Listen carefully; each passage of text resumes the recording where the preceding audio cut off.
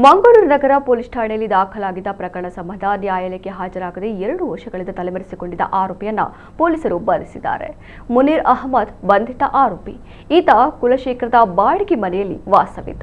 ಈತನಿಗೆ ನ್ಯಾಯಾಲಯವು ವಾರೆಂಟ್ ಹೊರಡಿಸಿದ್ದು, ಶನಿವಾರ ಉತ್ತರ ಪೊಲೀಸ್ ಠಾಣೆಯ ಸಿಬ್ಬಂದಿ ಆರೋಪಿಯನ್ನ ಆತನ ಮನೆಯಲ್ಲಿ ಬಂಧಿಸಿ ನ್ಯಾಯಾಲಯಕ್ಕೆ ಹಾಜರುಪಡಿಸಿದ್ದಾರೆ. ನ್ಯಾಯಾಲಯವು ಆರೋಪಿಗೆ ನ್ಯಾಯಾಂಗ ಬಂಧನ ವಿಧಿಸಿದೆ.